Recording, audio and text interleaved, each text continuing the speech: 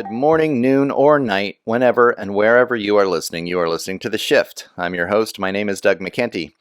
This episode was recorded on January 26, 2021. On this 67th episode of The Shift, I'm happy to introduce Jason Bosch onto the program. Jason is the host and producer of the If We Were Honest video podcast, which focuses on issues such as the Great Reset, globalist control mechanisms, and macroeconomic monetary policy. As some of you may know, there has been a dispute brewing within circles of the independent media community concerning the potential benefits and possible threats that may arise as a result of the use of blockchain technology.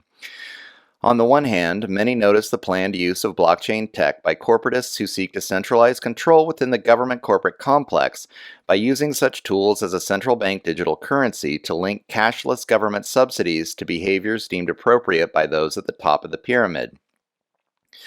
No doubt there are plans in the works to record massive amounts of data from the Internet of Things and the Internet of Bodies on a centralized permission-based blockchain which will be used to determine the eligibility for and quantity received of government aid in the form of a potential universal basic income, healthcare benefits, education, job availability, and more. In effect, those within this future system will be obliged to perform certain tasks in a certain way, or be denied goods and services essential to living life. Conversely, some in the independent media space, while recognizing the potential use of this technology by technocrats seeking to impose population-wide control measures, believe that a decentralized, non-permission-based blockchain can be used as a tool for liberation. They argue that a free cryptocurrency market combined with blockchain-based smart contracts can eliminate the need for central banks and governments altogether. Interestingly, though not surprisingly, the conflict between these two camps seems to get to the heart of the subtle distinctions created out of the left-right paradigm, and the confirmation biases that each brings to a media space that seeks to transcend that paradigm. Those who woke up to corporate corruption and globalist control from a libertarian perspective trust that a free market in cryptocurrency will ultimately break the back of the central banking cabal, while those from a more left-leaning background fear that the wasteful, speculative nature of currency markets will ultimately open the door to centralization of power in the hands of those who control those markets. For them, blockchain leads to technocracy either way. Those of you who listen to this program will know that I am typically right-leaning, though I often have people on the program who represent the left to challenge my own bias. To my view, we all need to unite in the spirit of bottom unity, as divisions among us only serve the divide and conquer tactics of the upper classes. At this point in the game, we simply do not have time to fight amongst ourselves. I have invited Jason onto the show in just this spirit of cooperation, in the hopes that we can continue to erode the differences among us and discover better ways as we proceed with this information war into the future. Find out more about Jason Bosch and his podcast, If We Were Honest, at the Argus Fest channel on YouTube. One quick correction. We discuss the issue of Dr. Zach Bush and his involvement with an impact investment firm later on in the conversation. He was erroneously referred to as John Bush. Please excuse the mistake.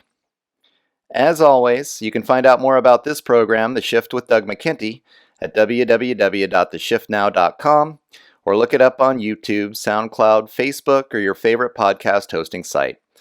Please like, subscribe, and share this interview as we rely on listeners like you for distribution of the show. Without further ado, I'd like to thank Jason Bosch for agreeing to this conversation, and thank you for helping to make the shift. Hello, everyone, and thanks for joining me on this, the 67th episode of The Shift. I'm joined today by Jason Bosch. He is the host of If We Were Honest on YouTube. His channel is called Argus Fest. And we're having a conversation today about differences between the left and the right side of the paradigm. As a lot of us become quote unquote conspiracy theorists, we still hold on to these confirmation biases that we've had from our past, or maybe they're honest disagreements that we need to work through. And one of the issues that has just come up because a lot of us are talking about the Great Reset, as my listeners will know, episode 62 I did with Allison McDowell. And there's become a little bit of a conflict concerning blockchain technology. And it's been happening kind of between if I want to put it this way, between the Allison McDowell camp and the Derek Bros camp. Derek Bros is putting on the Greater Reset activation this week, and he's invited a lot of blockchain enthusiasts.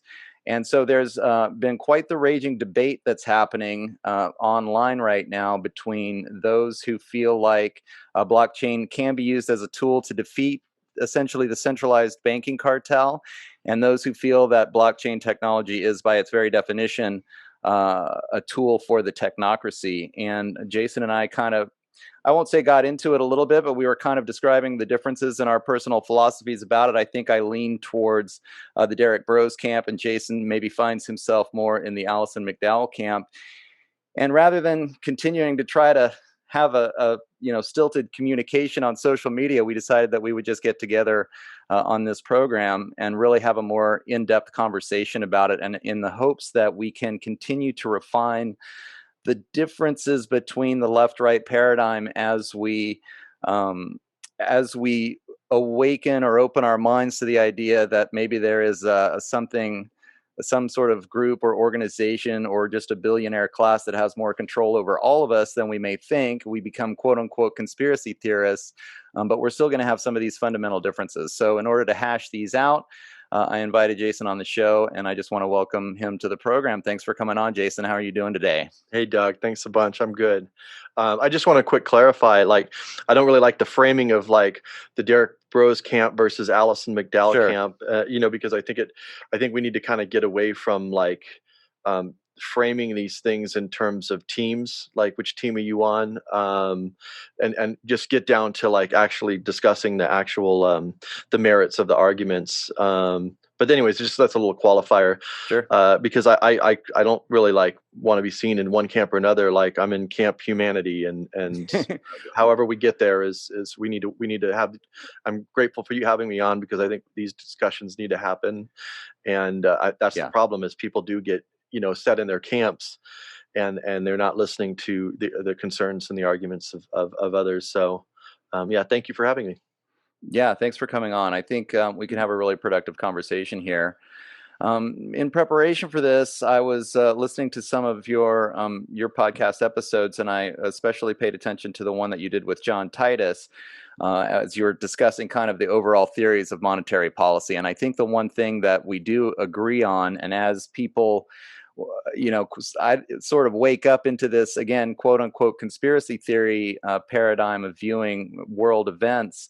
One of the central issues is monetary policy, and a lot of us have realized that the way central banking works basically creates an artificial scarcity. So I want to take 2 minutes or so to describe basically what you and John were discussing, which is that currently in the current system, money is created out of debt. So when a bank gives you a loan for $10,000, then they create that amount of debt out of thin air. But what they don't create, and this is important for people to understand, they don't create the interest that you've got to pay back for that loan.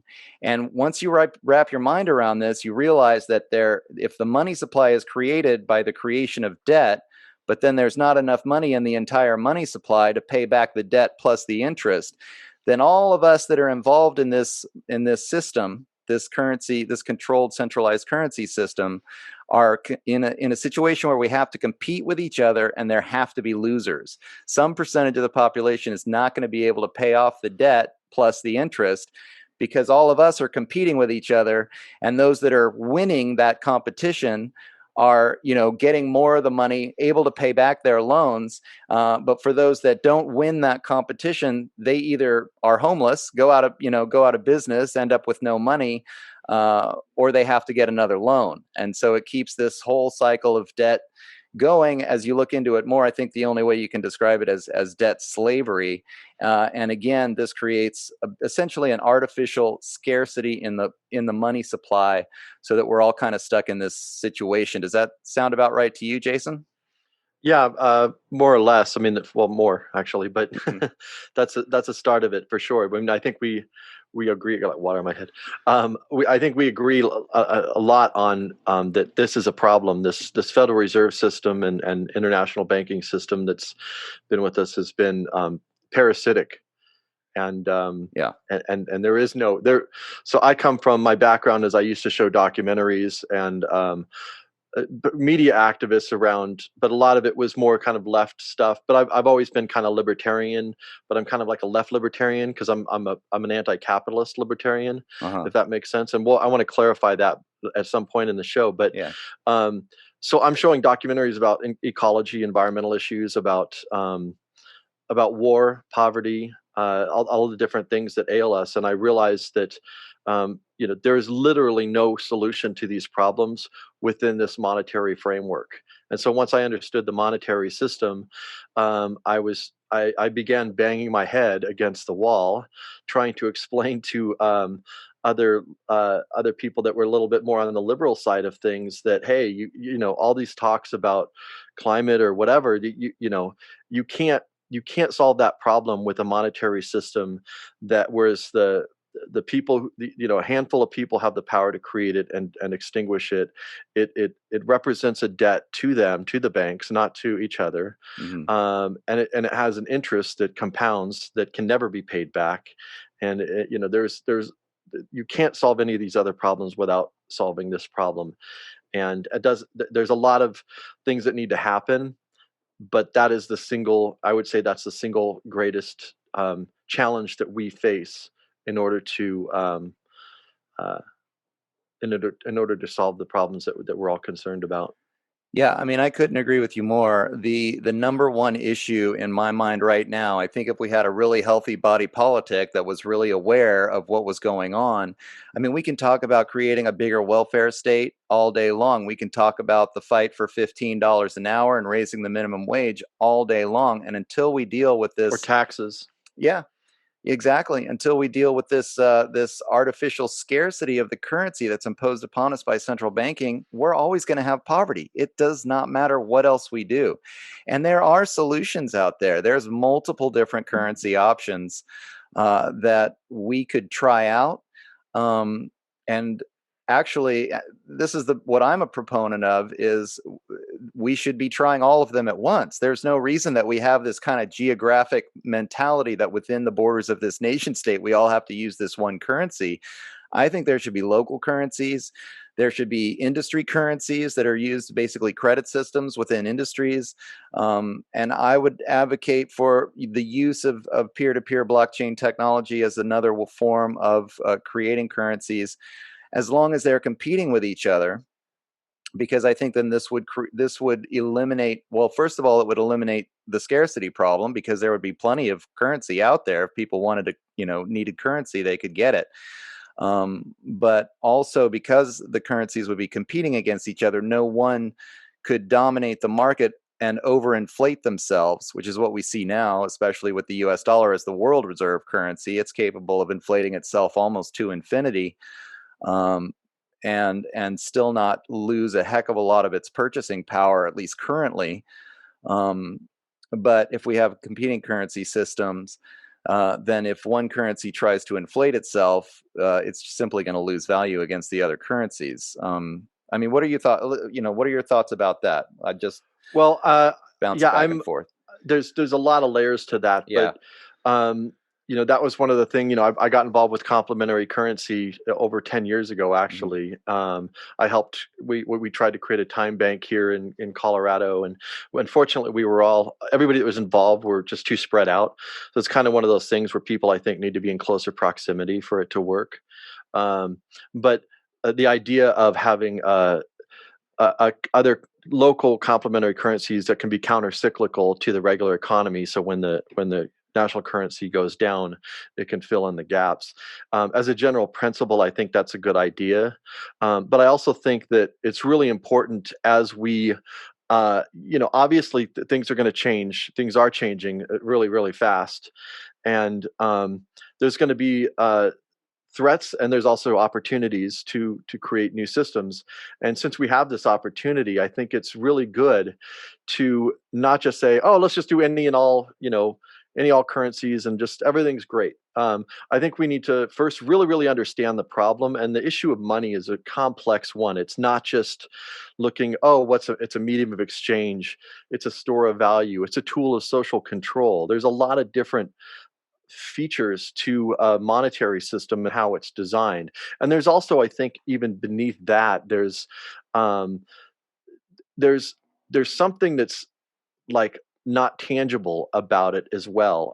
Bernard Lietaer, he was one of the creators of the euro, but he wrote several books, The Future of Money and New Money for a New World, with a friend of mine, Stephen Zarlenga, who passed away, or not Stephen Zarlenga, um, Stephen Belgium, who passed away a few years ago. But Mhm. he's written several books about complementary currency, and one of the lines that he had was, "Money is not value neutral." In other words, depending on how you design the money, it's going to favor certain values over others. And it's just the nature of the beast. Like there is no such thing as a value neutral money. Um, and so the way you design it, whether it's scarce or not, who has the power to create it, whose hands it is, if it's in concentrations in one person's hands, they're going to have a lot of power over others. Mhm. And it changes our behavior too. Like if we go through the world, and I think this is one of the larger, I don't want to say disagreements, but just different ways of looking at things that maybe we can have conversations and come to some understanding is, um, I think that there's something flawed in the very in looking at the world through markets and through money and through even measuring. You know, I think that there's an essence about what is valuable, and what gets measured and what doesn't get measured, there's a lot of value that it's just literally impossible to measure that value, that we do value, that is valuable. Sure. But this idea of looking at everything through numbers and measurement, and that's why, like, I don't know if you're familiar with David Graeber, but he wrote Debt: The First 5,000 Years. It's a great book. He's an anthropologist, Okay. and so he was just talking about, like, before money, communities. I mean, this works in smaller. We have a challenge because these were smaller communities, and so they could operate a lot differently than we're having to figure out how to deal with in this global sense of resource distribution and everything. But that this he was talking about Adam Smith and the story of the myth of barter. Is He's got a whole chapter called The Myth of Barter. So the economists tell us that money was created because these communities were bartering, and you have 5 chickens and I have a cow, and how do we trade that? Well, what he pointed out was there's actually no anthropological evidence of any community ever that existed on barter. That doesn't mean people didn't trade things occasionally, but he said there's no evidence that this ever actually existed, and that this was actually likely a story that was it didn't even come originally from Smith. He got it from someone else, and I can't remember the name of the person. Mhm. But it sets this idea that everybody's always just looking out for one another, and, like, I'm not going to give you something unless you give me something. But he was saying that these earlier communities actually existed more like on a gift economy. In other words, like, someone needed their barn fixed or whatever, the community would just come out and help them. Like, there wasn't any, like, oh, tit for tat, like, I need to make sure I get my money for this. And then, yeah, maybe if someone was an asshole and didn't help out or whatever, people would remember that. But we have a problem now where we're on this larger scale. So how do we deal with that? But there are problems that we need to think about in terms of what that does to humanity when we are just constantly looking at each other and looking at everything through a market. And I think that's one of my biggest concerns that I have about a lot of, like, the crypto capitalist or the anarcho capitalist mindset. And by the way, I agree with them on a great deal of things. Like, I have a lot of agreement, but I also have some disagreements. And like I said, I think we need to have more of these conversations. Right. Absolutely. Well, I think we should take a step back and then just talk about, like, what is your definition of capitalism? Because that word is so Perfect. confused. And I mean, certainly, like, I have a problem with corporate capitalism, or even, I mean, I look at it as a longer term system of colonization, corporate colonization, or even an extension of the old feudal system, right? I mean, we can talk about that all day, and how vile it is and how much it steals the labor of the people that are participating in it. But then if I use, say, the concept of the free market, which is just a marketplace where people can communicate with each other using nonviolence and consensual behavior, right? I don't have a problem with that. However, it self-organizes as a result. So what is your definition of capitalism, and then what are the problems So that you have with it? I'm very glad you asked that question because I think this is a big confusion. Yeah, I would hold events and I'd be ragging on capitalism using the capitalism word, and right. and people have a different understanding of what that actually means.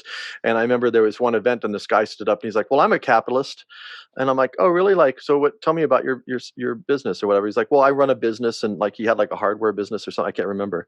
I'm like, "Oh, you're a business person. You're operating within a market. That doesn't necessarily mean you're a capitalism."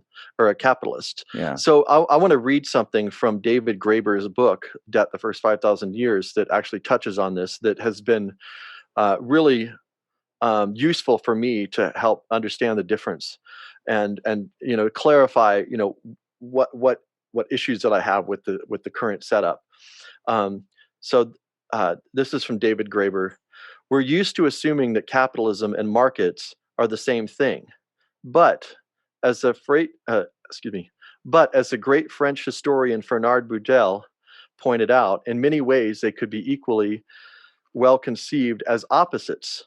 While markets are always ways of exchanging goods through a medium of exchange, historically, um, ways with those surplus grain to acquire candles and vice versa, in economic shorthand, it would be CMC. So that would C is commodity, M is money, and C is commodity. So the equation would be you have commodity, you use money to get another commodity. So the money is just a mere medium of exchange between the trade of commodities or goods and services. So that's a market. Capitalism is first and foremost the art of using money to get more money. Hmm. Normally, the easiest way to do this is by establishing some kind of formal or de facto monopoly. For this reason, capitalists, whether merchant princes, financiers, or industrialists, invariably try to ally themselves with the political authorities to limit the freedom of the market so as to make it easier for them to do so. Now, so it's literally the opposite. And capitalists are the people who use their money. They don't create any value or anything. They're what I call the invest.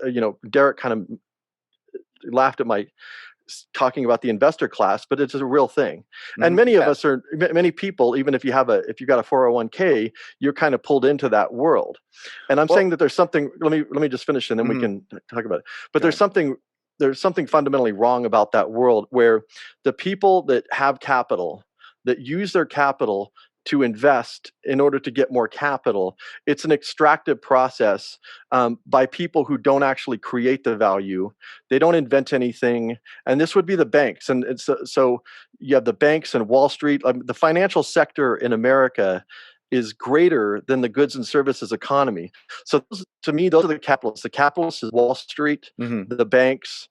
I have no issue with markets. An actual market where people come up with ideas and then they use something, money, as a medium of exchange, and how we design that money is something that we need to talk about and work out. Like, I don't even have all the full answers, but I see a lot of problems here. Okay, that doesn't work, but maybe this will work. So, but to me, like, Wall Street shouldn't even exist. Like, it shouldn't even exist. We have this gambling thing Right. that is extractive of the real creators. And so to me, that's capitalism. Capitalism are the banks and Wall Street, which, I mean, all money needs to be is a ledger. You did this for them. Okay. You have a credit, you have a debit. That's all you really need for money. I mean, what's really needed to move forward and what really should matter is, okay, what's the labor? Are there people willing to do this work? And what are the resources to do this work? Hmm. And if you have two people, if you have a need and you have someone that's willing to address that need, money should never be an obstacle to making that connection happen. And so how we design money really matters in terms of who has the power to create it. And we can get into Bitcoin and some of the problems that are associated with that. But that's on the capitalism thing. I Yeah. think this thing from David Graeber is really useful to recognize that we have both systems right now. We live in a capitalist system as well as a market system. There's two Right. things that are happening at the same times. One of them I don't really have an issue with, although even within the market, it still needs to have limits. We need to be conscious of obviously we need to start being a little bit more conscious of resource, and I can get into um, there's some other issues I can get into with regard to that. But the capitalist piece of it doesn't need to exist. We can actually, and it's actually parasitic. It's actually really destructive to actual markets, really. Well, let me, so my issue with the current system is exactly what you were talking about in terms of these capitalists are centralizing power, and they're using political systems, the government essentially, to help them to centralize power. So I don't think I have a problem in a free society without government influence, with people pooling their resources together to build something that no one person could afford to build themselves, right? And then if they did that, and then as whatever they constructed, uh, be it maybe a large corporation, but in the old school, when corporations were sort of first being formed, it would be, we want to build a bridge for our city. And so everybody in the city would buy quote unquote stock in the bridge building. And then when the bridge was built, they'd charge everybody a little bit to cross the bridge, and people would get paid back their investment plus some profit for the effort. And so in my mind, if there is a society, so I guess the first place to start with this would be the issue that I have. One is that there are laws that restrict the number of markets that are around in the world. I mean, we have the New York Stock Exchange in New York, and I can't just start the Mendocino County Stock Exchange here in Mendocino, right? Which would allow local community members here to pool their resources into a local kind of stock exchange situation where we could invest in our own community in this way. And I if that were possible, and I think in a free society it would be possible if there weren't all these barriers to entry that are put up by the government, which are backed, and the government laws and rules are manipulated by these capitalists, this capital class. I was going to say Derek Bros calls it the predator class, right? I mean, They're mafia. It's mafia. it's a mafia, right? They're Exactly. cartels. It's sort of they're gangsters. Yeah. But I don't Yeah. think the solution isn't to play their game. And that's kind of my issue is you guys, it's like, well, we want to play that game too. And I'm like, no, that's a bad game. Like I can tell you how the game of Monopoly ends every time. I'm not psychic. You can read the rules of the game and, oh, this game ends with everybody owning everything. So the rules of the game are really important, and there, some of the crypto space folks are actually adopting some of the very problems that are with this system over here, even though the language sounds like, oh, but that won't exist in our system. Uh-huh. That cronyism isn't going to exist over here. But I can show that that's just not the case. I mean, it's actually there's things that are built into it already, like right at the outset, that sets it up to having a certain group of people have more power over others, and not just based on merit. I mean, I know people like to throw around the idea of meritocracy, and I think it's a great idea, a meritocracy. But also, even within a meritocracy, nobody should have that much power. Even if you created a great product and everybody wants it, you still shouldn't be able to have mass. Someone that has $1 billion or even multi-million dollars, and you have other people that have like nothing. They have like incredible amounts of power over others. So I want to design a system that truly decentralizes power. Like whether it's on the private side or the left is more concerned about the power that the corporations have, and rightfully so. And the right is more concerned about the power that the government has, and rightfully so. I mean, Uh-huh. when we all know that they're actually working hand in Well, hand. that's just it, right? It's one system. I like in this podcast I'll call it the government corporate complex to try to Well, get and people now the out of that nonprofit, mindset. well, now the nonprofits, Right. and they have Public-private what's called partnerships. they had the third sector, which was the nonprofits, and now they're calling that the fourth sector, which are the public-private partnerships. Yeah. So there's like this new, B corp. There's this new class of corporation that's like straddling Right. like the idea of public-private, but it's Which not accountable to the public. You know, right.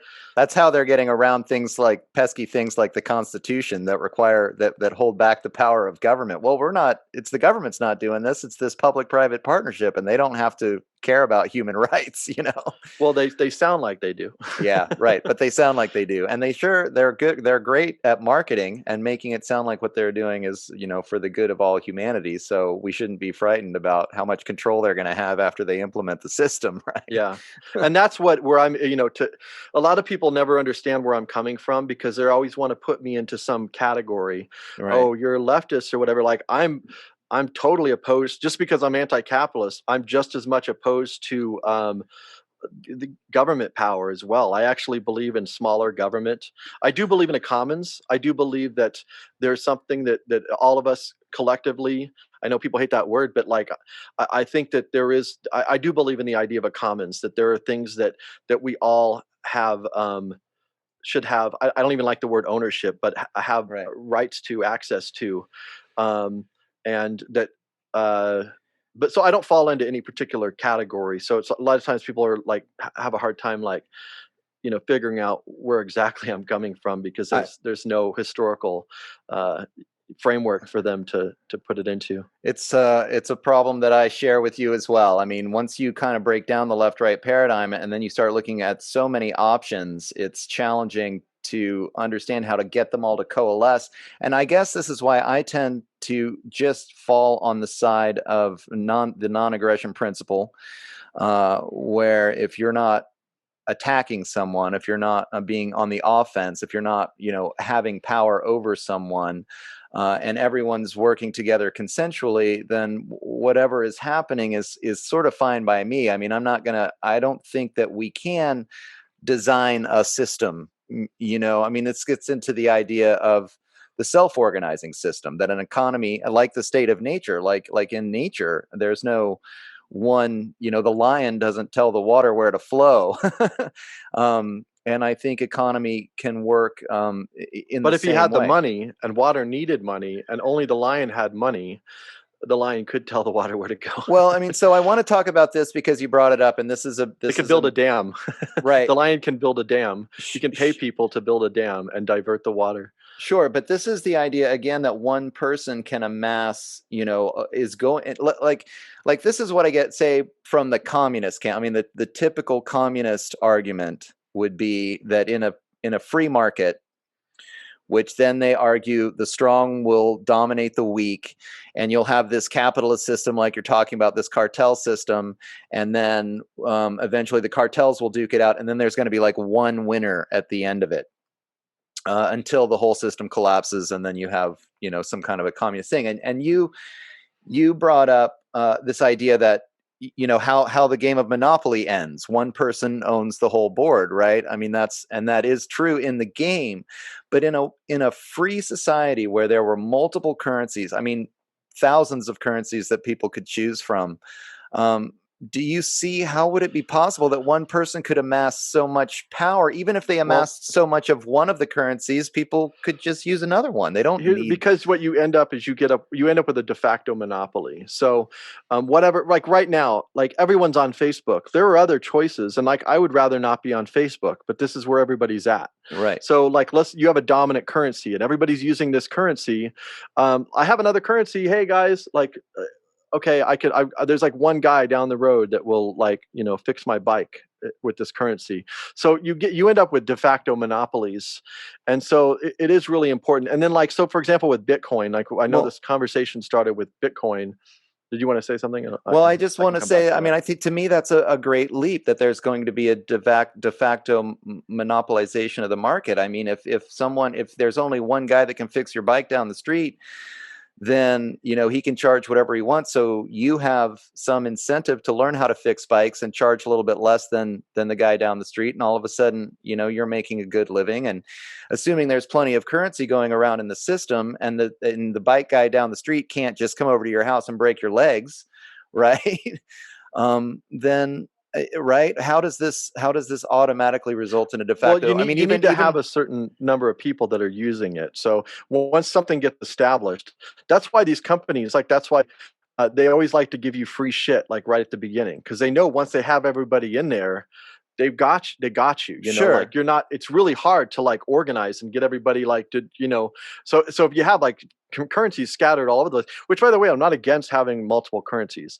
I'm just saying we need to be smart about this, and we also should be really conscious about which ones we're going to support, especially in the right, outset, because once they get established, then you've got like you're already like in this. You've already got buy-in into the system, and so like it's important to make sure that the ones you're going to support are good. And also, like, I don't know if you're familiar with Stephen Zarlenga, but he wrote The Lost Science of Money, mm-hmm, which is a really, really powerful book. But he goes into a lot about some of the problems with even having multiple private currencies, and how they do uh, can become like local monopolies essentially. And because there's other ways to coerce people than just straight violence.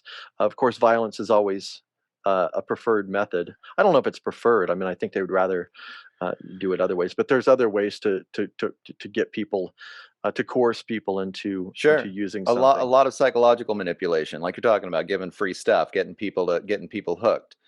But again, when you're talking, let's say, just going back to the Facebook conversation, I mean, there are options that are out there. And if there was no government, if Facebook hadn't had the backing of certain government institutions in the beginning, if there was more of a free market, I mean, heck, if the whole internet probably would be peer to peer and decentralized if it wasn't for government and corporate intervention on that level. And we'd just be living in a totally different world. So I think it's difficult to draw uh, conclusions based on what in a free society, what would a free society look like, and then compare it to the current situation, because it's so radically controlled from the top down already. Yeah.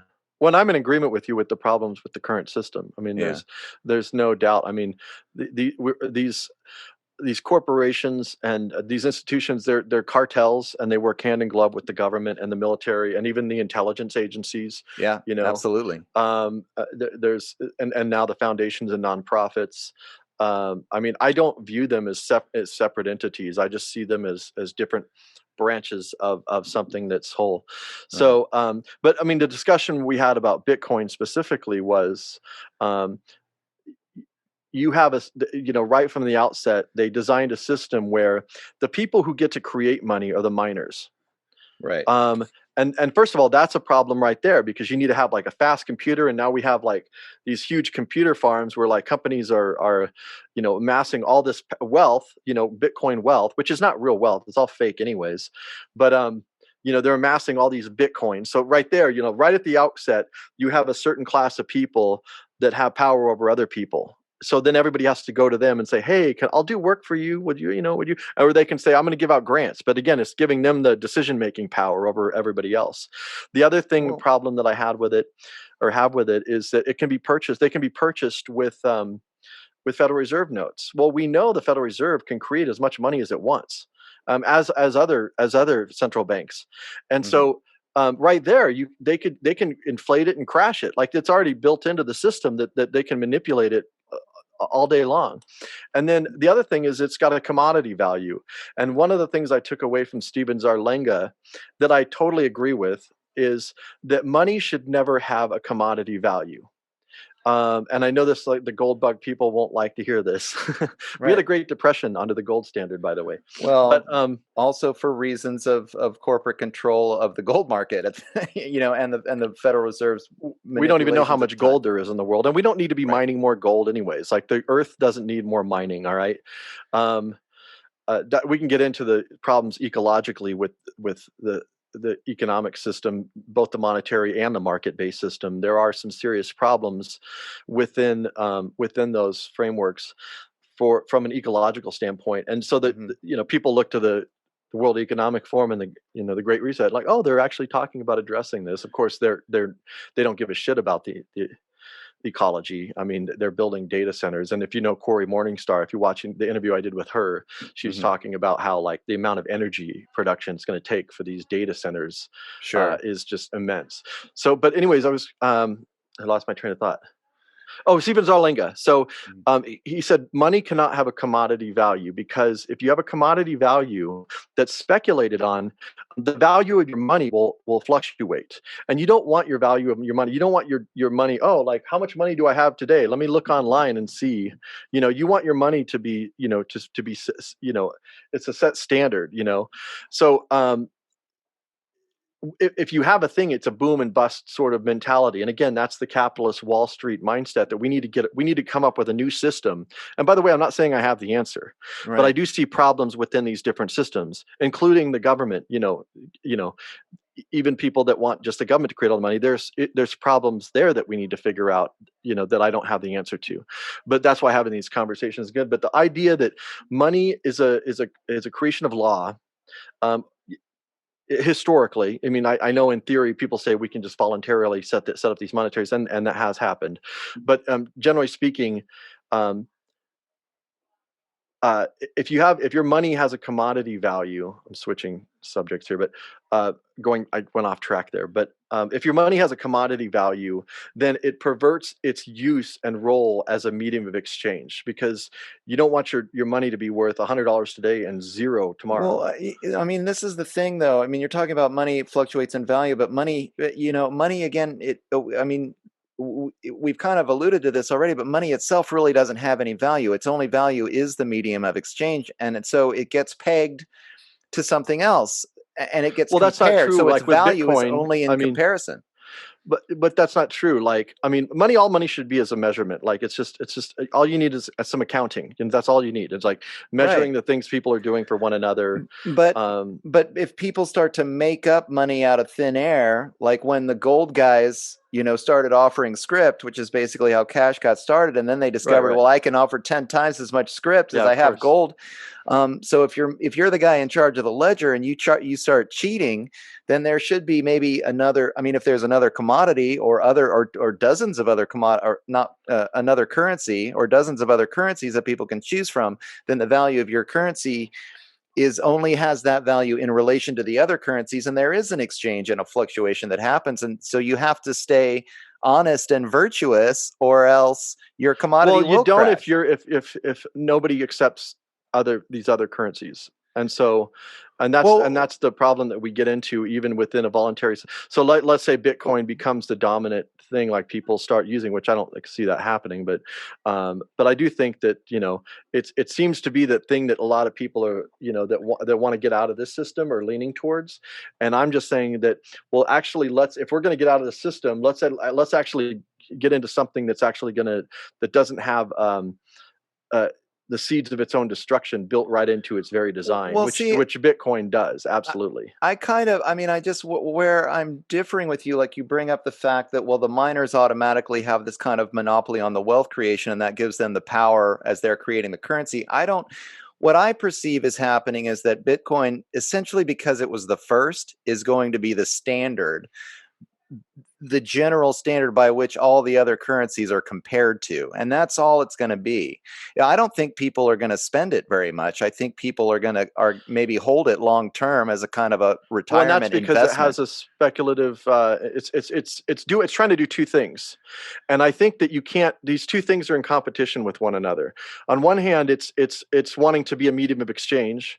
On the other hand, it's wanting to be a speculative investment for people. And these two values, these two things are actually in direct competition with one another. They can't both coexist. One of them is going to win out over the other one, and I can tell you which one will win out. It's the speculation thing that will destroy its use as a medium of exchange. So we need to create a money. We need to if we want a money system that's going to be used as a medium of exchange, it cannot have the speculative investor investing money in it in order to make more money, the capitalist kind of mentality of it. Like, I'm Right. going to make money off of, I mean, just the idea, I mean, this is a basic thing. Like, See, just the idea that I'm going to make money off of doing nothing. I'm going to spend money. I'm going to make money off of. I but think that mindset, there's something perverted about that mindset I that don't, for I some don't, reason people still like have this belief that, when Bitcoin right. came out, I was calling it tulip coin because of I don't know if you know about the Dutch tulip Yeah. craze. But to me, I see it's the same mindset. It's like, oh, this is worth a bunch of money. Well, what makes it worth money? Like, it's See, I, crazy. I see the speculative aspect as actually ensuring that it's holding on to its virtue. It forces the system to be honest. So the people who are doing the speculating, who are professional investors or professionally working the market, their job is to make sure that that the variety of different currencies that are on the market, and again, the market has to be a free marketplace. It can't be controlled by any kind of central player, or else then you're just looking at a cartel system again, and everything that you're talking about becomes true. But in a free market, then the speculative aspect has the function of ensuring that the currency maintains its integrity, and that no one person then can just I'm going to create a billion more Bitcoin and I'm going to have all the Bitcoin in the world, right? Because if you There's do two that, separate then it's going to issues in that. crash on the market. Yeah, there's two separate issues in there. One is, how money is created and who has the power to create it and what it's created for. And the other one is people, buying money to speculate on it or creating the money to make money. Those are two different things that I think need to be talked about individually. Sure. Um, Yeah, I'm but just talking about the market exchange right now, the speculative so aspect. money, there should never be a money market exchange. Like, there should never be buying and selling of money for the purpose of profit. How George Soros got so rich, right? Right, but And actually, again, many of these people, by the way, many of these people sure, that are doing a lot of harm to the world got but rich that from, and they crashed entire economies. Their speculation on money has crashed entire economies and left millions of people destitute within the because of context that of a fixed mentality. market, not within the context of an already monopolized market with a central banking system. If there It was a wasn't. free It, currency market, they would never you'd have the still power to have do the that. same issue if you have people speculating on money, and, like, let's say we have a bunch of independent, currencies that people then are buying and selling as speculative investments in order to make a profit. You're going to get that same thing. You may not be as extreme as some of the things we've seen with, like, for example, I mean, that's how the Rothschilds made their money, like speculation. Um, Well, so they helped to create this central banking they scheme. were definitely one of the key families for Yeah, sure. I mean, not the only one, but yeah. for a major one, yeah, for And sure. that to me is how these you're talking about these cartel guys, these mafia figures who fix the market and then skim off the top. But in a free market where you can't fix the market because anyone can participate, and if somebody tries to fix the market, they can either get It's punished beyond just for it fixing in the some market, way. though. It's even like just the booms and bust. Everybody's investing here, even if it's a free market. Everybody's investing here. All of a sudden, your currency goes up and then it goes down because everybody jumps out. That is that is not a healthy system. That is just not for what you want to accomplish. You're trying to do two things at once here, or not you, but people that are operating in this space. They're wanting to make the world a better place, and they want to have something that's stable as use a medium of exchange that will help facilitate market exchange that's healthy, that creates things and does things for people. and Right. then and then you have this other thing that wants to um, invest money, and like, it's gambling. It's straight up gambling. Like, and then you're gonna pull your money out when it's doing bad and put it back in and then if you have a bunch of these, you can start doing that. See, But that's it, gambling. that's it's that's just it's straight gambling. it's so interesting that I mean, the way I look at it is that if you have a healthy market, a healthy currency market, it's going to be really stable. And you're actually not going to see these big swings, except for maybe in certain specific newer areas, a new currency joins the market. Maybe there is a lot of speculation going on with a new idea that's being invested in with a new kind of currency or whatever. And a lot of people will, trade their Bitcoin for this new currency because they think the idea is going to take off. I mean, I'm sure there's going to be some with some currencies, but I would expect that ultimately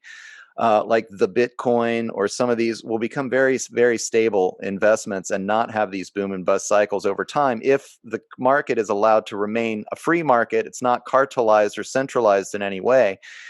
And I mean, maybe this is a good time to kind of talk about this difference in opinion between how the blockchain technology is used, because there are people that use the blockchain technology for centralization, but there's a lot of market pressure in the blockchain space and in the cryptocurrency space, especially, to keep it more decentralized, more on this peer-to-peer level as much as possible. So the more centralized the currency becomes, the less the market, wants to go in that direction, because nobody wants to be a slave to a power monger, right? Well, that's what's I mean, kind of, why would I the find, market grow to create a yeah. power, this Well, that's powerful what I've individual, when nobody wants to invest in that? They want to invest in their own freedom.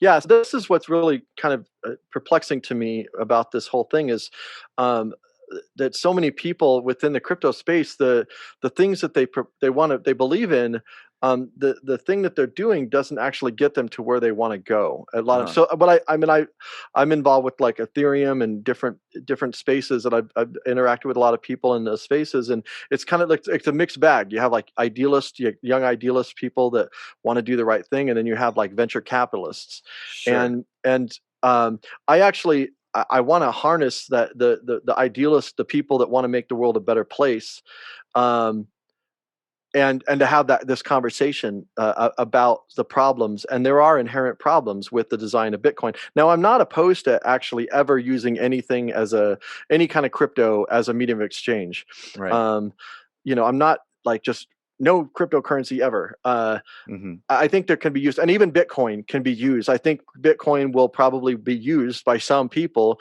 to do things outside of the system that will be good and useful. I'm not like this isn't a black or white sort of thing.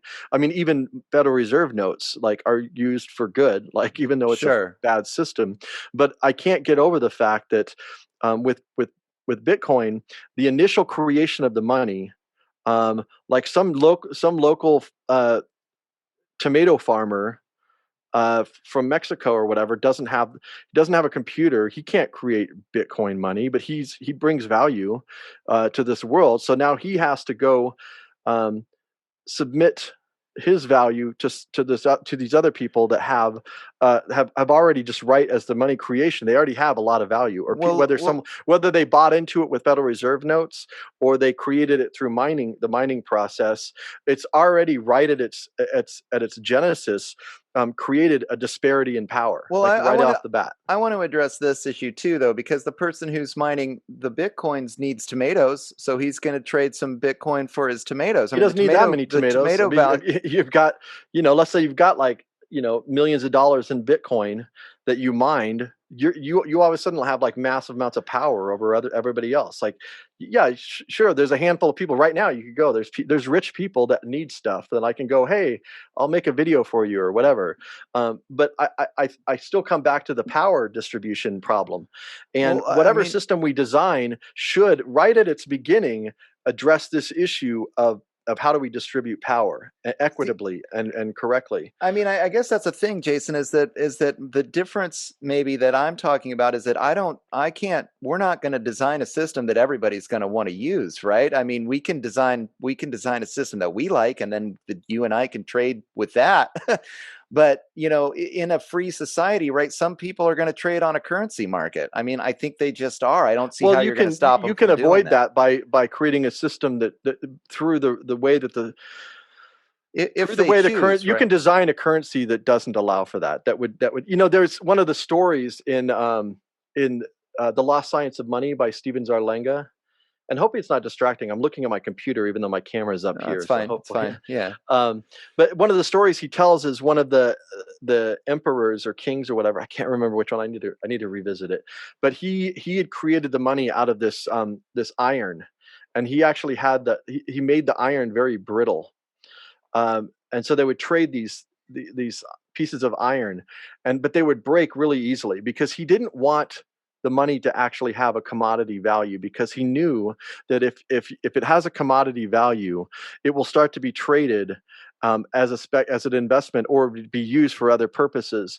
And you want to create a money. If you want to have something as a medium of exchange, you need to create it with the sole purpose of being a medium of exchange. And we can get into, there's a lot of complications about how to do that. And I'm not saying that's a simple thing to do, but there actually are things you can do. There's designs that you can build into the very design of the money that make sure that the money doesn't have a commodity value, and that it's just simply used there as a medium of exchange. I And then guess, how it's created is right. I guess I just, again, it just comes back to this. I think some people will create money that's backed by commodity value, and some well, they people are will obviously. I mean, commit. Well, I mean, let's just in a free world, it's an option that some people will take. If they're in the gold business, they'll probably mine some gold and well, I'm not chop it up telling into anybody they bits. And can't use Bitcoin. I'm just arguing that it's not a good. I'm just saying that it's not a good. It's it's not a very good design for accomplishing many of the goals that people say they want to accomplish. yeah, yeah. Well, I That's mean all. So that, I'm and not telling anybody they can't do it. I'm not. I believe in the non-aggression principle. I'm not. I make my arguments, and people can take them or leave them. I don't have any right. power over anybody. I'm just throwing ideas out there, and some of them are, obviously not mainstream. I think that in a free society, you're going to have people there. I just think there's going to be all kinds of different kinds of money, right? I mean, there's going to be the money that the timeshare money that I just trade my hours of labor, and there's going to be local currencies where I trade my labor locally, and there's going to be currencies that are just credit systems between industry. There's going to be all kinds of different. Then some of the money is going to be backed by commodity, and it's all. I mean, I think then it all has to kind of compete with each other on some kind of Well, I marketplace, so see, and we this know is, the I think, value if we're going to trade within. Like maybe I want to buy some cannabis and there's a cannabis coin, and I have 100 timeshare hours from my local community, and I've got to have some way to trade my timeshare hours for cannabis coins so I can go smoke a joint, right? I mean, that seems like that would be kind of how it works in a real free society where there's not this centralization and this cartelization of the currency system. yeah, yeah. But you're going to get that. I mean, it's just going to happen. It's just the nature of the beast, Hmm. and that's why it's really important to, initially the money you design, to go into it understanding all these pitfalls and trying to do your best to prevent those things from happening. Sure. And the idea of having just, yeah, we have multiple things. One of them is going to be dominant, and it's going to be dominant based on a lot of other things. That's not just free market. Everybody just, making their choices. And I want to say one other thing too, though. But like, um, about this whole idea, I mentioned it earlier, about like just viewing the world through market exchange and competition. There's a different way of looking at the world, which is I'm more interested in cooperation. I Sure. actually, like, yeah, friendly competition, that's fine, but I think that there's too much emphasis on competition. And Well, I couldn't agree more with that, who's the my brain's just shut off. Darwin. He wrote Right. Origin of the Species. But his second book, Descent of Man, he actually apologized for putting so much emphasis on the survival of the fittest, because he saw how that was being used by economists Right. Or as social Darwinists, an right? excuse for, like, oh, Eugenicists. I'm rich, but I'm rich because I'm just the dominant species, and I earn this and I deserve this. And that Yeah. idea that people are rich, that we have a meritocracy, and the people that have money are, they deserve Somehow it. virtuous, right? They're more virtuous. So he actually apologized, and then he made the point that actually in old growth forests, there's a lot more cooperation. It's really the younger, earlier species that are more survival of the fittest. But once, like, an old growth forest gets established, there's an incredible amount of exchange. Of nutrients and sunshine and all sorts of different things, that there's a lot of more competition and harmony that happens in that space. Yeah. Um, so, and I think this is a different way of looking at the world. There's a couple of films that I recommend. One of them was put out by Smithsonian, which is, I'm not a big Smithsonian fan, but it was a good documentary. It's called The Grammar of Happiness.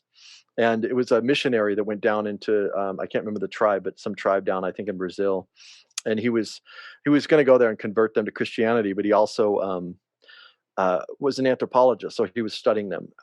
Actually, he was. I'm sorry, he was not an anthropologist. He was a linguist. So he was studying their language, and he noticed something very peculiar about them, that they didn't have numbers. They didn't have words for numbers. They had like one, two, and then a bunch. Uh-huh. Like they didn't really like. They weren't as focused on counting. Um, and somebody made the point, like, so like a mother that has 5 kids wouldn't. Somebody said, you Just have have a bunch of kids. you have 5 kids, and she wouldn't be able to answer that question. She's like, how many kids do you have? She wouldn't be able to answer, but she'd be able to tell you who her kids were. But like our emphasis on, like, we've got too much of an emphasis on numbers and naming things and cataloging them and like dissecting them, and we've got a mechanical view of the world. And I think that there's something, for lack of a better word, that's like you're losing the essence, and Yeah. there's something that we need to, like, there's a connection here that can't be defined, it can't be calculated, Right. it can't be measured, that actually is more important. Well, Jason, let me say this. I mean, I absolutely agree with you 100%, and that's why I believe in a free society. And I would argue that these, I believe in a free society too. these, right? But so we have kind of maybe a different vision or whatever of how we can achieve that. But I would argue that, like, a currency marketplace, for example, is merely an information exchange. It's just an exchange of information from the average person that, is working on the street and is using a couple different currencies, but prefers this one over that one or whatever. And then that information gets relayed through the currency market. So to my mind, like, the currency market is very much like the information that's exchanged within the forest, the root systems, the mycorrhiza, and the way that they're exchanging that information on this very subtle energetic level is very similar in my mind to the kinds of information that's getting exchanged on a currency market on that same subtle level, where you don't have to communicate with language, but you can just communicate kind of. It's like a way of gauging the pulse and the health of the society at large, actually, by having healthy currency markets. Now, a healthy currency market can only happen in a completely free society, right? As soon as somebody uses violence and starts to cartelize the system, then of course they're going to be the rich guys on top, and they're going to have. So we have to talk about how to prevent that from happening. But it's not the problem in my mind of the currency exchange itself, right? That to me is a reflection of exactly what you're talking about, a more natural and holistic way of viewing the world. But if you're looking at money in terms of a natural thing, it's not. Money is a fiction. Money will always be a fiction. It's not. It's historically it's a product of the law. The law creates money. But like this idea of like the volunteerism, and that we all volunteer to agree to use this thing, and we can leave any time, that's fine too. And I know in some small scales that does exist, but money is not a natural thing, and what it represents is really important. So what is this, this coin or whatever represent the value that this person created? They did something that it was value to me or the community, and this is just a mere representation of that we're going to go around and exchange. Right. But the money should never have value in and of itself. It's always what it's representing that should always be at the forefront of what the value is. And with this, you have money. Bitcoin has value way beyond any actual value that it creates in the real world. That's a fact. See, again, like, okay, you want to talk about the miners, like when the first miners who did it invested thousands of dollars in their computers and thousands of dollars into the electricity to do it. And they were making coins that were worth, 0 or 50 cents. And so they were counting on the fact that it would accrue money or would accrue value over time. And the only reason why Bitcoin has that value now is because compared to fiat currency, it's actually, the fiat currency is this cartelized, centralized system that just continues to print more and more. And this organization, this. Look, I'm not going to disagree with you about the problems with the fiat currency. Right. We'll be in agreement there. So. I'm just saying that, I understand where you're coming from about the idea of value, but I do think that all currency is basically just a representation of, to my mind, it's actually ultimately only backed by labor. It's just a representation of the labor value that you produce. I labored, and it was value is there's some valid validity there. Yeah. But that's not what the Bitcoin is. Bitcoin is not labor. Someone bought a computer. Someone had some money, whether they were born into it or they actually earned it on their own or whatever, or they got a loan or whatever. Money. it was based on a fucked up money system to begin with, and all the massive disparities that exist within that framework already. And then this person, or a government, I mean, and most of the, who owns all the Bitcoin? Do we even know? I don't think we know, right? But I think, large governments, and there's a lot of large institutional investors there that own a large portion of it. So they have a lot of power already right off the bat, beyond the actual labor, or someone who's actually going to create something and do something. And so that's my big issue with it. And I'm not opposed to like having, to some extent having multiple currencies, but you do kind of, with money, you do kind of need to have some kind of standard, and you want your money to be used at lots of different places. Otherwise, it's just not functional as a medium of exchange. If no, you can have lots of money. If no one takes it, it's useless. Well, I do want to have the conversation. I think maybe we got another 15 minutes or so, and then we'll hit 2 hours. It's probably as long as we want to go. Yeah, But that's I did want to hit this kind of fundamental disagreement that we were having about blockchain technology in general. And I don't know that I don't know that you're necessarily hardline. It doesn't sound like you're super hardline, even though you have your suspicions, say, about Bitcoin in general. But I wanted to make the I'm point, and opposed to. I mean, I don't think it's a solution.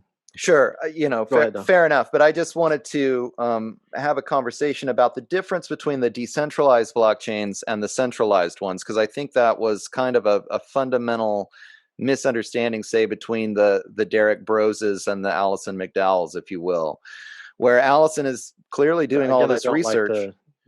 the. I I'm just making the delineation to kind of show the different sides of the paradox, if you will, as we have this conversation. But I'm with you there. I don't want to call. I'm not calling anyone out. It's just the frame of this conversation happened to come within the frame of that conversation. Anyway, I do want to touch on this point of, from the research that I've done, I mean, what Allison is concerned about and the blockchain technology that they are clearly rolling out in terms of this centralized blockchain technology, the central bank digital currencies, and the various different state applications of blockchain technology. I mean, these are very different from the cryptocurrency space, right? I mean, it seemed like Agreed. it Yeah. seems No, I like never. it just seems No. like a lot of people, as we're having this conversation, I mean, I appreciate that our conversation has been much more nuanced. But so I just want to caution people, I guess, about having these big fights, especially amongst people. We're all fighting the technocracy here, right? I mean, Yeah, unity's yeah. got to be Well, the priority. my criticisms of Bitcoin are independent of my criticisms of CBDCs, which is central bank digital Hmm. currencies, which is what they're going to use the blockchain for their own thing. And even Ethereum, like Ethereum is obviously, I'm sure there'll be some good applications for it, and there are, but it's also being used by some of these impact investment firms for very nefarious purposes. And Right. so, like, again, the Have you? nuance is important to understand. Like, okay, here's the good, here's the bad, and here's Right. the ugly. Have you But my seen that? criticisms of Bitcoin are specific to Bitcoin, and I'm not conflating it with what the central bank is planning on doing. Right. Well, I mean, from my research, and James Corbett did a great episode about this too, the Bitcoin psyop, where people just get confused about blockchain technology versus the different forms that it can take. I mean, at least in the cryptocurrency space, and as you're saying, there are problems, and you have to look at each specific currency for what they're doing and how they're doing it. But within the grand scheme of the space, there's a lot of market pressure to bear on decentralizing. And so these are decentralized permissionless blockchains, right? Where anybody can participate, and they're trying to at least create a system where there are as many nodes in the system as possible, as many miners as possible, so that they're not just, there's not going to be one miner that controls the whole thing, which is one of your issues, right?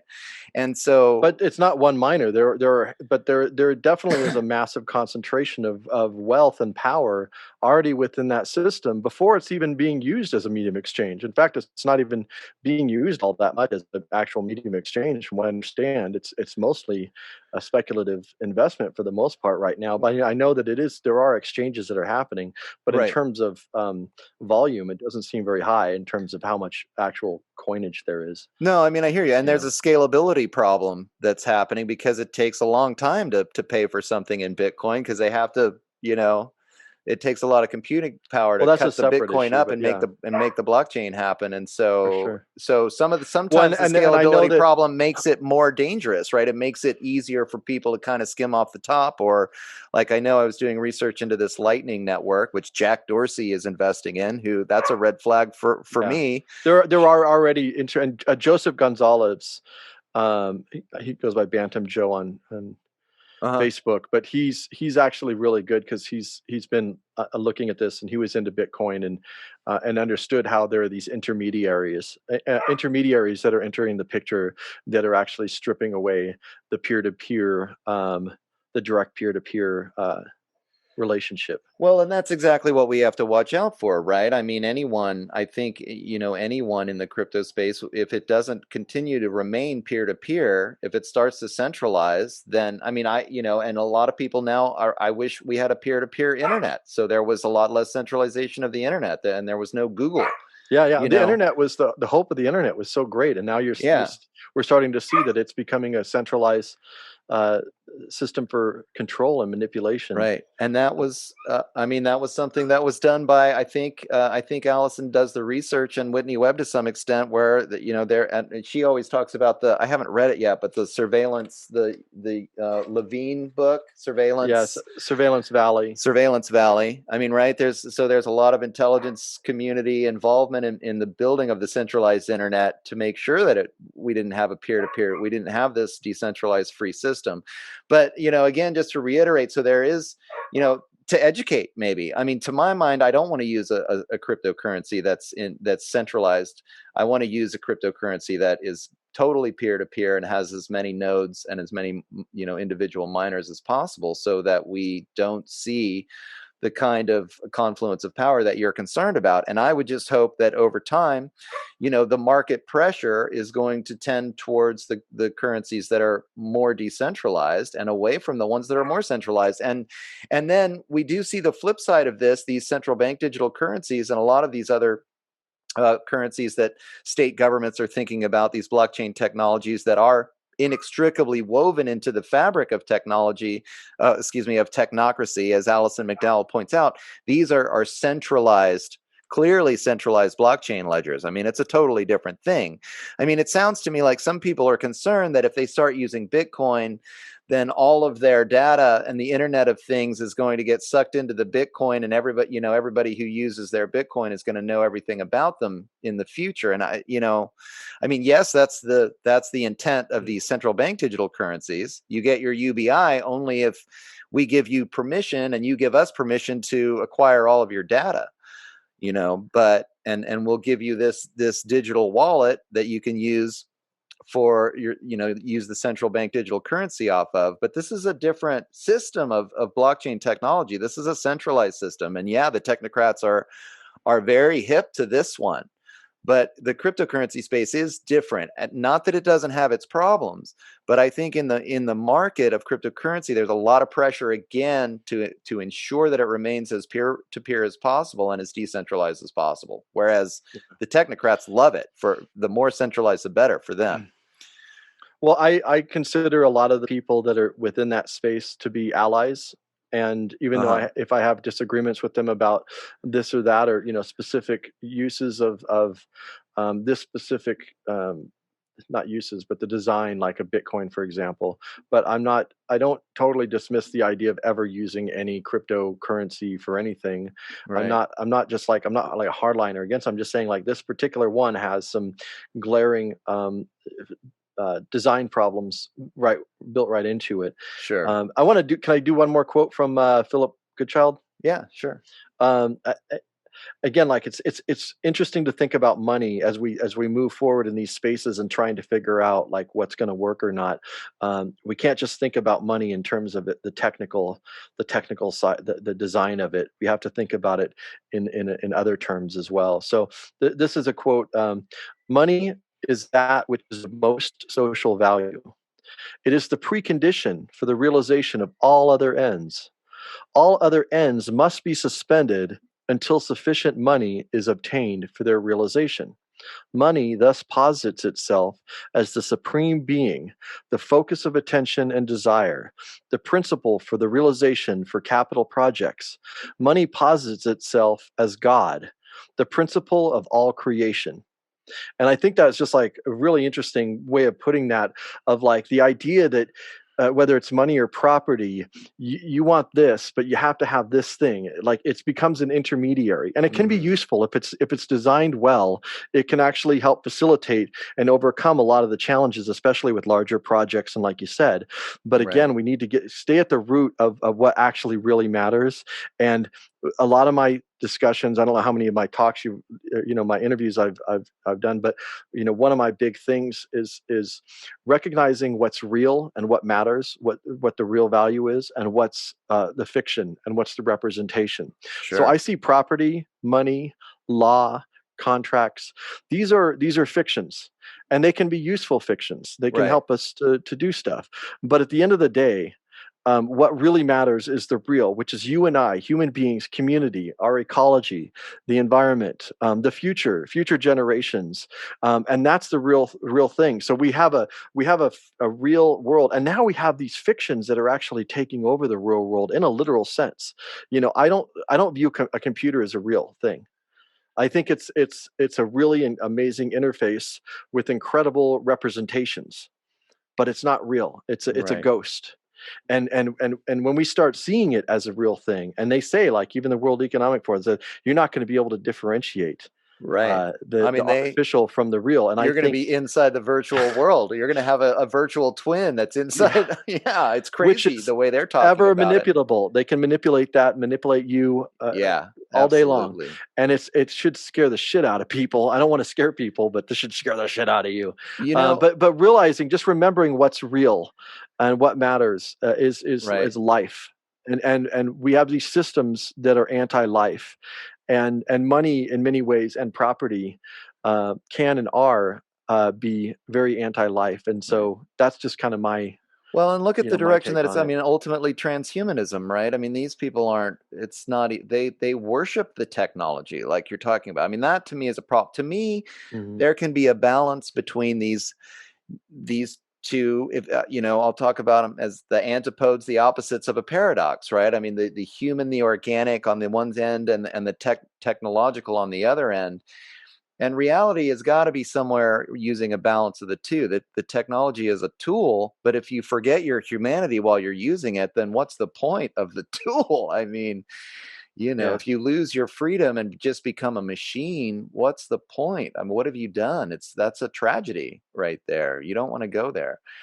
I did want to mention one other thing about what you were talking about in terms of the story, because you kind of mentioned that on one of our Facebook exchanges as well. And I've done a lot of thinking about, what is a cultural mythology, if you will? Like, what is mythology? I mean, it's a story, but it is an important story, and we need to keep. So I agree with you about the story, but the question is what, the stories do have a function, and actually a really important function. The story that you believe in is, ultimately really your reality, and so that's the purpose of a conversations like this, is where's the story going to go from here, right? To try to understand that we're we're in the process of writing that story, and we want to write one that does create an abundant life for humanity, and really for all life on the planet, with abundance and sustainability. um that's the challenge. Yeah. I mean, When I'm I think hoping. go ahead. That's when I think the story is interesting because I think the stories we tell ourselves need to be grounded as much as we can have them be in Yeah, reality. right. And like, I know there's a lot of people in the new age where, like, we just manifest our reality, and our belief creates reality. And certainly, I think if you have a positive attitude, it's going to have an influence on your life. There's no doubt. Right. Um, but I do think I did a show recently with Sherry Honkala, who's a formerly homeless mother and activist for many 30 years. And she gave a quote from Philip K. Dick, and the quote is, reality is that which with which once you stop believing in it, doesn't go away.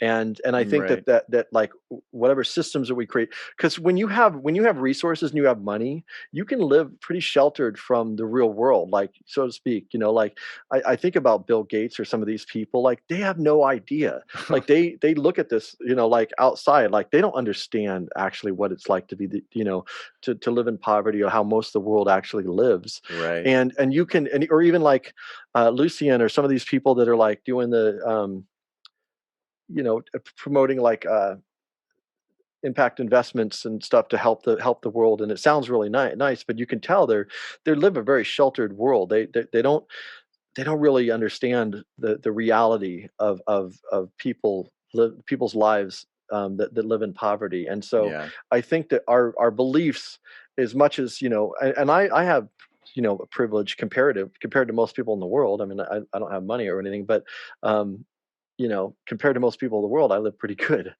But it gives you the freedom to live in a fantasy land and create your own reality and all that. But I Right. think that we need to base our stories, that need to be grounded in reality as well, but also imagination.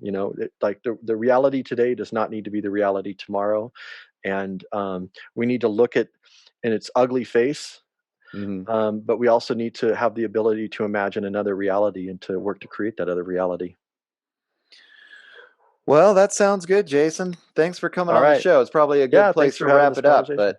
But yeah, I mean, it seems like honestly we have some disagreements here and there, but it seems like, we agree that power needs to be decentralized, and we agree that people by and large need to live in a free world where they can make choices for themselves. And we can hash out. I think if we solve those two problems, then the rest of these issues, will get hashed out. Yeah. Yeah. For sure. So, And yeah. So yeah, that's my thing. Is I think that there's a lot of people in the crypto space that I consider allies. And my enemies are the people on Wall Street, and the people in Davos, and the right. people in Washington D.C. I don't. I mean, even the protests, like people on the left are all upset about the demonstrators, and obviously the ones that went in, that broke shit up, and whether they're paid or not is, we don't know. But I mean, I have my suspicions. But to me, it's like it's a distraction. I mean, it's horrible and it needs to be dealt with, but that is not the center of that should not be the center of our concern. Yeah. We need to be focusing on the people that actually have real power.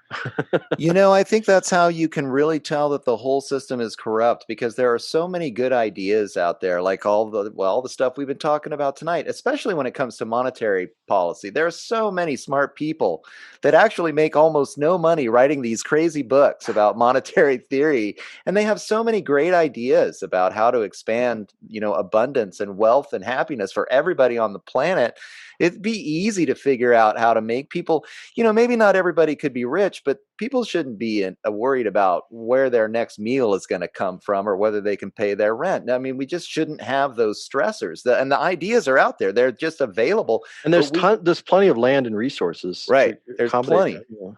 And so, the fact that no one in politics will talk about these things, I mean, come on, no one on the mainstream news is going to let you talk about, the public banking idea, for Yeah. example. Well, That's, Dennis Kucinich actually sponsored a bill by the American Monetary Institute, AMI, the NEED Act, which would have nationalized the Federal Reserve and had the yeah, Treasury create money not as a debt but as an asset and spend it into circulation. Which is actually, if you look into them, I know like a lot of libertarians don't like government, but there are actually some really good ideas there that I think. I don't believe in like a one system, like you said. I actually like the idea of having some fallbacks, but being smart about how you do that. yeah, But yeah, the public banking thing as well. But the public banking thing is a problem if they don't. The problem with the Public Banking Institute is their system operates within the Federal Reserve System, and that's a huge problem. Like yeah, we, at the end of the day, we have to get rid of the system, and we have to literally take back the power of money creation. Whereas the right, public banking institution is basically just saying, well, states and local governments should be able to access the discount yeah, window at the Federal Reserve, and that's good. It would create more money for those communities, but of course, we all know how governments spend money. Like like they're constantly raising taxes, and then like, oh, the schools need help, and then, oh, schools need help, right, but schools, I want money to go to the schools, but I also don't trust these motherfuckers. So, you know, Yeah, I mean, to me, public banking was a great compromise. I actually did some local activism to try to get a local bank for our county here, because I think it is a way of basically using the corrupt system to at yeah. least keep the wealth in the community. It would help. It would do some, just like, you know, even Bitcoin. I know that there's some things that will happen within that space that will be helpful and useful to some people. Yeah. Um, Well, why don't you let people? We could probably talk forever. So why don't you let people know, where to find your work I and give yourself a pitch and I bought a website nice. that I haven't built yet. Okay. I need to do that. Maybe I'll do that this week because it shouldn't be that hard. I just want to Yeah. something simple and just throw my videos up on there. But I'm on YouTube. If you look up Argus Fest, ARGUSFEST dot well, not dot, but just Argus Fest. So it's Argus, like a character from Greek mythology. He was. You can look him up. He's a pretty interesting dude. Nice. And then Fest, short for festival. So Argus Fest. That Okay. was a film festival I ran for many years. But Right. yeah, my website is going to be, and I'll let you know if I get it out in time. But Okay, sure. it's ifwewerehonest.tv. Okay. So hopefully I can get my ass in gear. .tv. All right, sounds good. And I'll just remind people that they have been listening to this shift. I'm your host, Doug McKenty, and you can find all my stuff. I try to get people to go to my website because all these third-party platforms have gotten so sketchy, and that's at www.theshiftnow.com. But if you look up The Shift with Doug McKenty, you can find me. I'm on YouTube and Twitter, and I have been expanding out to a lot of other social media platforms lately to try to grow my audience. And considering what's been going on again on all these social media outlets, that's kind of a challenge for guys that are talking outside the mainstream. But I'm also currently on Twitter at @DMcKenty. So thanks everybody for listening, and thanks again, Jason, for coming on. I really enjoyed that. That was cool. We got to hash out a lot of good things and discover I think we were really actually very much in agreement on the big issues, and then where we disagree on the nuances was just as important as where we agreed. So. Yeah. Thank you, Thanks for Doug. coming on. These are important conversations. Right on. All right. Have a great day. Cool. Bye. All right. And there we go, ladies and gentlemen, my conversation with Jason Bosch. Yeah, what a great conversation, actually. I really enjoyed the fact that we were kind of able to get to more and more of the subtle layers of the differences between the left-right paradigm, and that's why I wanted to have him on the show. Ultimately, there really are some disagreements. We all like to think that we can just transcend it, and everything's going to be great, but there's not another political philosophy that really replaces it. And I think all of us are bringing our core political values to the table here in the independent media space. And so if we started out as a libertarian and we felt like the free market was in the invisible hand, and price action and all of the things that go with that was an efficient and environmentally sustainable way to self-organize a marketplace, we're going to still have that bias as we enter into this universe where we're trying to fight with our potentially left-leaning brothers and sisters against the centralized control mechanisms of the corporate state that we're dealing with today. So it was an interesting conversation, and of course, he was bringing in what I would say, I don't even know if he wants to call himself left-leaning. We're all trying to get away from this terminology, but he had a little bit more of a distrust about how the invisible hand would work. Didn't really perceive, say, something like the law of supply and demand as being a natural law, just something that economists were making up. Was hesitant when I was bringing up how, say, a cryptocurrency market could function as the forest, as the trees. He certainly didn't want to go there. Even though he did want, just I think we all do, to see humanity actually mirror the way that we perceive these systems of economy to mirror the natural systems. What and how that happens, we have disagreements about. But he and I both had a desire with our story about money to emulate the forces of nature and the natural cycles of things as a way to create a sustainable future for all of us. So how we get there is a little bit of a different story, but what we're going for, I think, that was important. That was an important agreement that we had. The one thing that we did agree on, and that I think most of us do, is recognizing, because I think Jason would agree with this actually, this is the most important issue that nobody talks about, which is the creation of the currency scarcity, artificial scarcity of the currency by the central banking cartel. This is what creates poverty. Um, I just think there are ways that we need to be addressing this. We are always talking about increasing, the left-right paradigm typically has all these arguments, the fight for 15, increasing things like welfare or different ways to help the poor, but none of them are going to work as long as there's artificial currency scarcity going on. So until we address this central issue of artificial scarcity, and I think once we do address that issue, then it's going to become a totally different world. If we didn't have poverty, if everybody basically had abundance in their lives, then I think there would be a lot less pressure on how are we going to help the poor? How are we going to help these people, these members of our community that can't afford an education or can't afford healthcare? If we all had plenty of money, it wouldn't be an issue. Now, how we get there is another story. So clearly, I think the biggest difference that we had is my faith in the marketplace and the invisible hand and price action to act as this kind of information pathway that functions to help self-organize a system of economy that can be beneficial for all.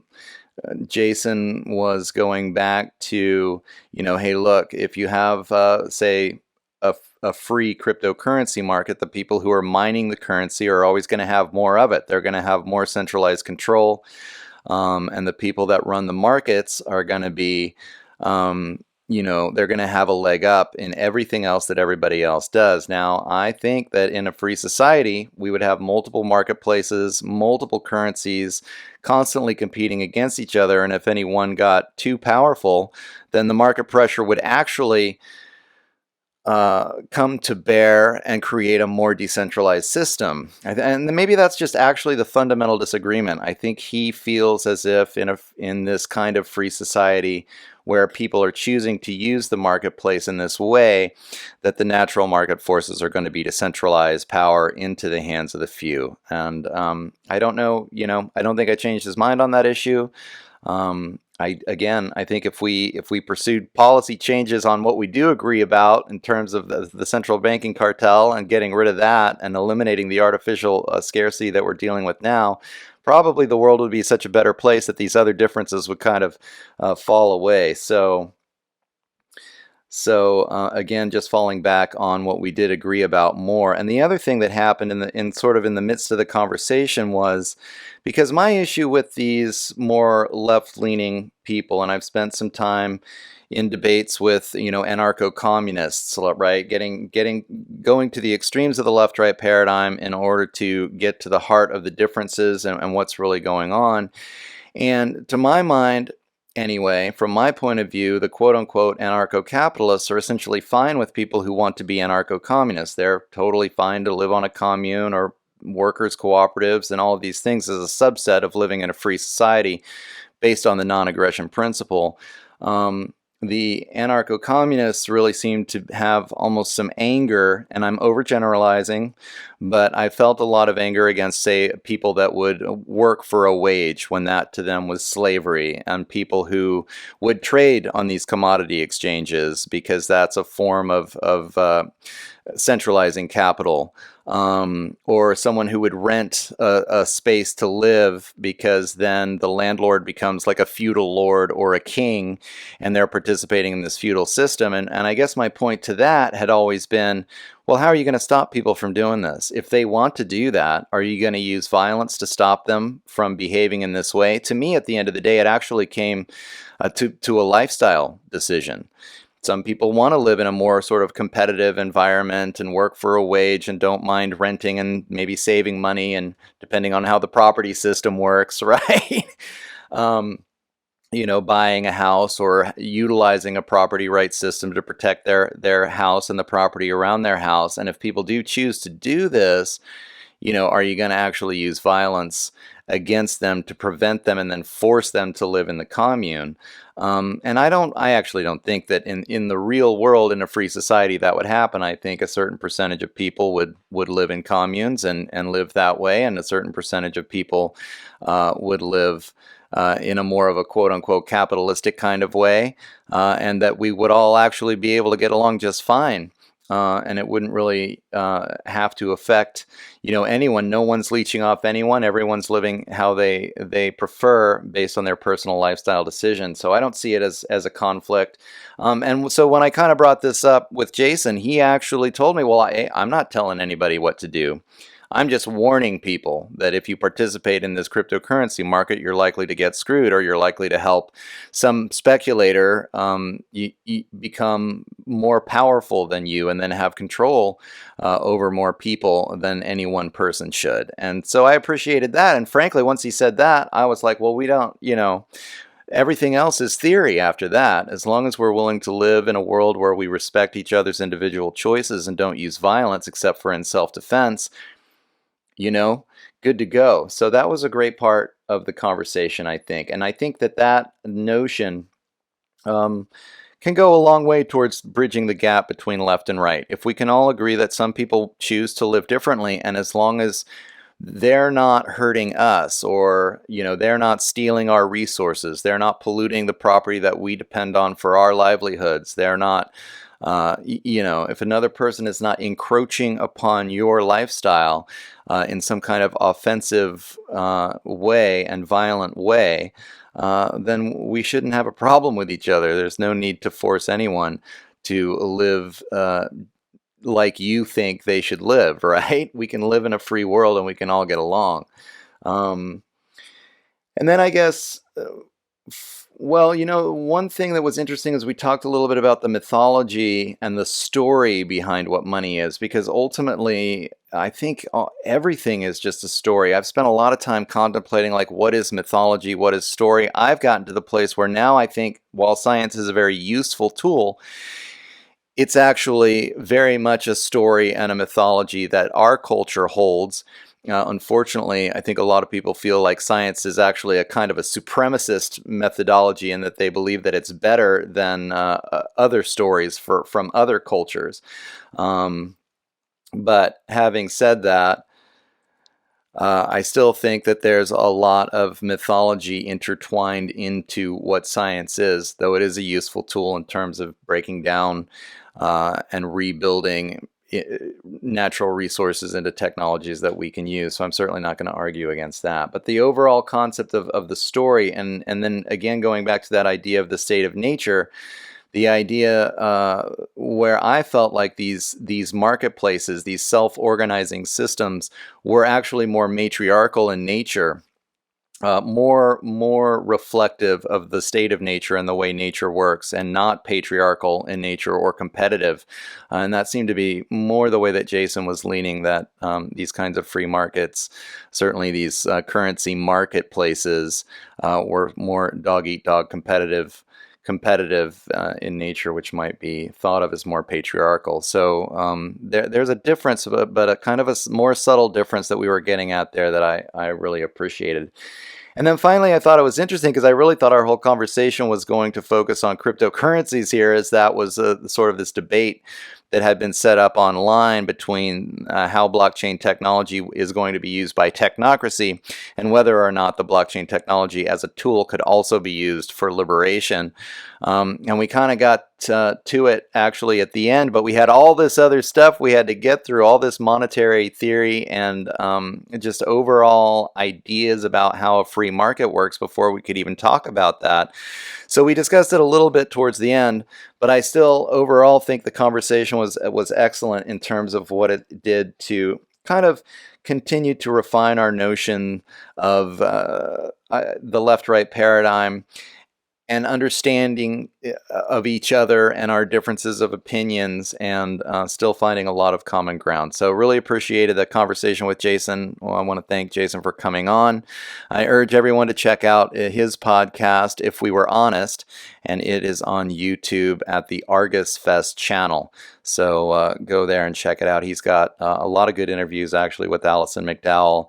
His interview with John Titus about monetary history and monetary policy is really good too, especially if you don't quite understand exactly how the central banking system is used to create artificial scarcity in the currency.